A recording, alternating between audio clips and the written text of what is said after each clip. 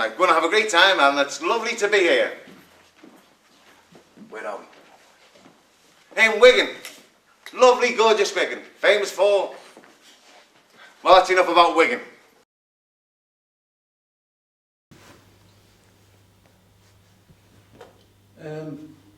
Excuse me, are you David McNee? I hope so, because I'm wearing his underpants. A big fan of yours, and you should never miss a show. Could you sign this for us? Yeah, sure. Who's it to? Could you put to my good friend Stephen O'Rourke? That'd be great. To Stephen O'Rourke, who I've never met. Thanks very much, that's great. Why are you here, Anna? Nothing serious, I hope. Well, the doctor said I've got acute angina. But I think I've got a nice pair of tits as well. Mr. McNee, I can see you now. I was going to buy a new car. Fancied the Cortina. I said to the car salesman, I said, I'd like that one. He said, Dave, he said, you can have that one if you want. He said, it's 2 candy pennies and a diamond. I said, you're talking silly money. Mr. McNee, thank you for coming in. I know you're a very busy man. Always got time to see me favourite GP. Thank you very much. You're welcome. Bring some flowers and chocolates next time. I'll exchange a box of Quality Street for a shot of morphine. I'll bet you would. So, how was the show last night? Great. And you're also recording a TV series as well. Busy days for me. It must be great fun, though, entertaining the public. It has its highs and its lows. I bet you it does. You know, I have great respect for someone who has the courage to go out there and face the public and attempt to make them laugh. I certainly could never do it. Doctor, what is this? The Michael Parkinson show. I feel I'm being interviewed here. You're right, I'm sorry. David, as you know, following your recent bouts of prolonged illness, we ran some tests on your blood, and well, we found something. We're pretty certain we know the reason why you've been experiencing illness and also been suffering from weight loss. Well, that's good, isn't it? We found that there's been a marked deterioration in the white blood cells. They're the defence mechanism against bacteria and viruses in the body. Okay. Your immune system is extremely fragile at this point, and it's been this that's been causing your symptoms. Great, that's why I'm here. What do we do now? David, what I'm trying to tell you is that we're 99.9% certain that you're showing all the signs of having HIV. HIV? Yes. Oh, thank God. What? I thought for a second there you were going to tell me I had AIDS. David, you have acquired immune deficiency syndrome. You have AIDS.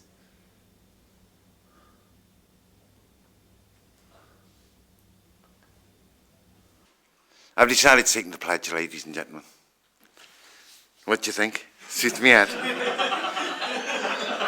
I just want to say that this surgery and me personally, we're going to do all we can do to assist you in this. We have books, we have leaflets. This is an illness in its infancy. How do I beat it? I'm sorry?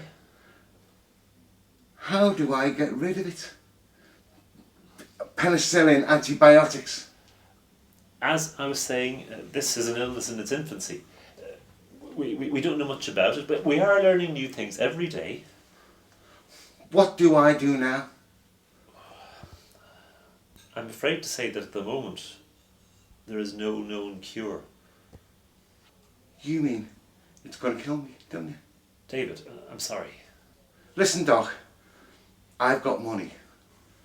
I've got friends in high places. If I pay more money at someplace else, what will they tell me? I mean, the medical professions have been wrong before. David, AIDS doesn't care about how much money you have. Its sole objective is to kill. At the moment, it's shown itself to be a cold, ruthless disease, and it shows no respect for colour, money or creed. I'm sorry if this just sounds harsh, but that is the hard truth of the matter. You mean I should just lie down like a dog and let her kick the shit out of me? No. I just signed a contract with Thames TV. They're going to give me my own show. I've got my own sitcom. They want me to work in America. I haven't got time for this. I've got my life to live. David, wait. Everything I've worked for over the years built up. Now you're telling me it's going to be pulled from underneath me? Well, I'm not having it. I'll go kicking and screaming. I'm not lying down. And you know what? I'm not going to lie down. I'm not going to let this beat me. David, AIDS is a very serious disease. It's not going to go anywhere, and yes, it might kill you, but that's not to say that some good mightn't come with the time you have left. What the fuck are you talking about? It's lovely to be here tonight, though. Not very often I come to Wales. The last time I was here, there was a sheep tied to a lamppost, little sign above saying Leisure Centre. I've got it all planned. You have? I'm going to call a press conference. I'll tell them all what's wrong with me. Except I'm going to tell them I got it through blood transfusion. Yeah, that'll do it. And I'll have my wife and my daughter there with me. The media men won't suspect a thing. Really? Then I'll get a bit of sympathy. I'll go from this horrible celebrity disease spreader to fallen victim. What do you think? Honestly, Yeah? I think you are mad. You'll back me up, won't you, Doc? David, I'm not going to back you up, and honestly, I can't think of any other GP that would. Oh, I don't know, there's bound to be someone in. Was Becky Stan or somewhere. Isn't it bad enough that this disease is beating you down physically without it destroying you mentally as well? I know. I realise that people don't know certain facts about your lifestyle. You mean the fact that I'm in the closet? Yes, but it is a pretty plush closet. You have wealth and you have fame. I've had patients in this surgery who didn't even have their bus fares home after I finished talking to them. Couldn't you even lend them a few quid? David, you're not on stage anymore. I'm sorry, Doc, it's the only thing that takes me mind off it. I had a patient in here, he was beaten up when they found he had AIDS. Thugs left him for dead. That's how people found out he was gay. He didn't have the chance of telling them about that or his disease in his own time. Poor bastard. Compared to that, your situation's about a million times better. Fine if you don't want to tell anybody about it now. But if you do decide to tell people, make sure you tell them the whole truth, for your own sake and for the sake of everyone who's got this disease. I know, time to go off. Anyway, Doctor, can you tell me what this rash is?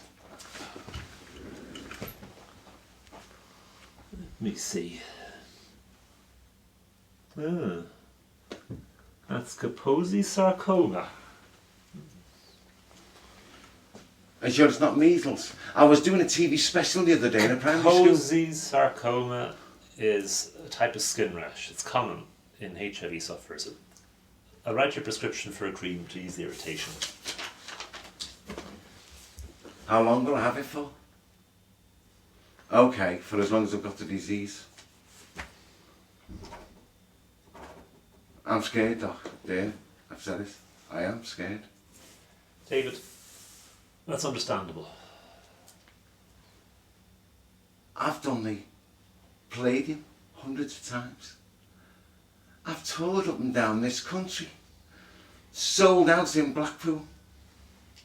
You've lived a life most comedians could only dream of. And you know what they all said? You know what they all said about me? No? That I don't get scared. That I don't get frightened. Well, that's an admirable quality, to be sure. But I am scared. I'm terrified. All of a sudden light hit me in the face. I don't know how I'm going to cope.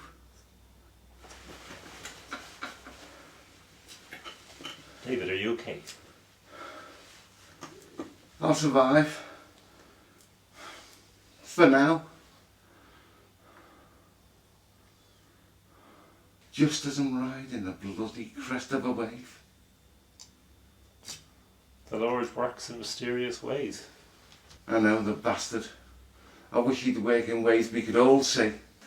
I went into a bar the other day, and on the sign was a little thing saying, hamburger, £1. Hamburger and cheese, £1.50. Double cheeseburger, £2. Hand job, £10. I went to the girl behind the bar. I said, do you do the hand jobs for £10? She said, I do. I said, well, wash your fucking hands. I want a cheeseburger.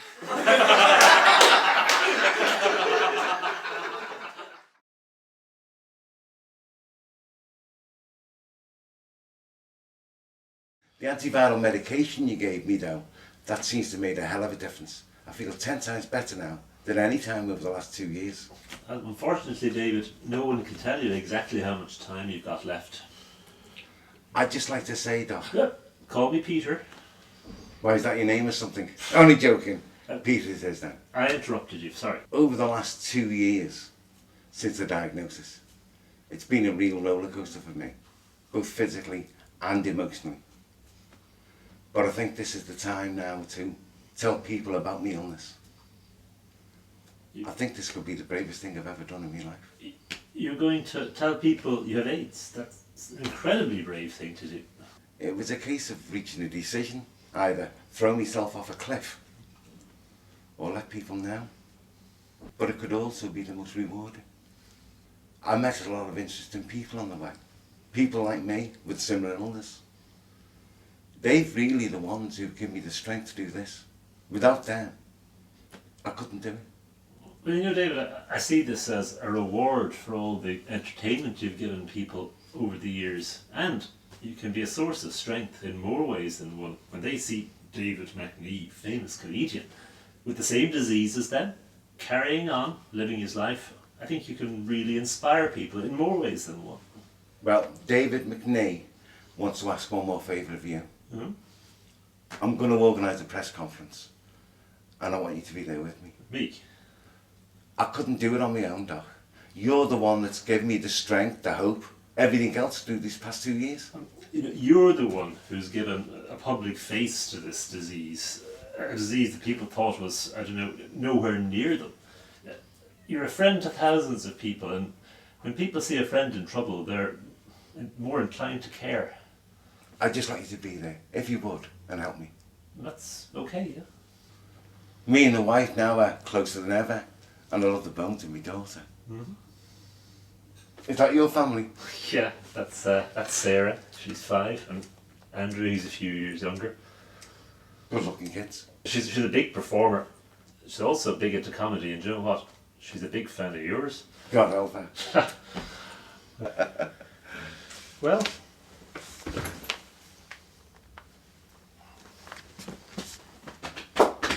take care. Farmer's taking his driving test.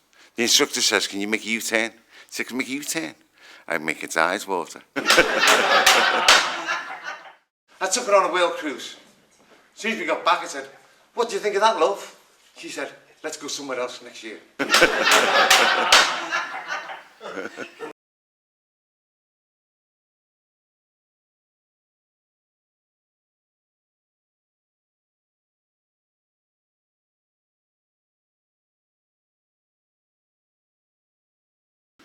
Scotsman goes into a cake shop, looking at all the cakes, says to the girl, he says, excuse me, love. He said, is that a meringue?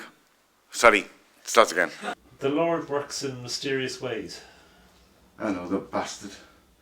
But wife for once. Okay,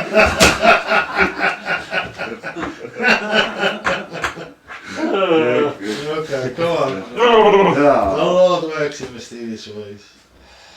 The Lord works in mysterious ways. I remember when the wife was pregnant, doctor came to see her. I said, excuse me, Mr. McNee. Oh, sorry. Ooh. I remember when the wife was pregnant. Right.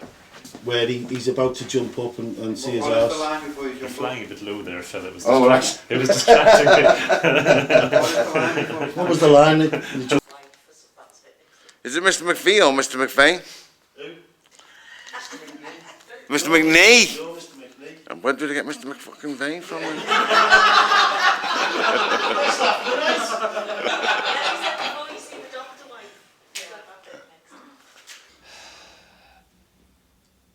The Lord works in mysterious ways.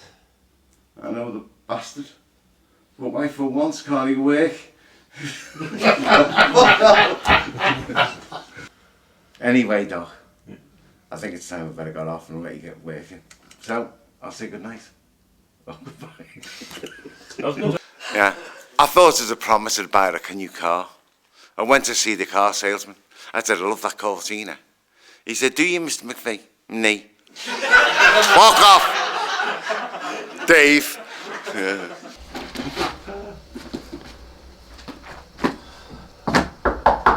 That's right, better get out of town before the cops find the bodies. Might be best if he says his lies. Okay. He doesn't know that at first, does he? I don't know, it's just a realisation that it's time for me to live my own life.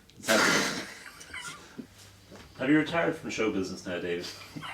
I don't know why I'm laughing, though.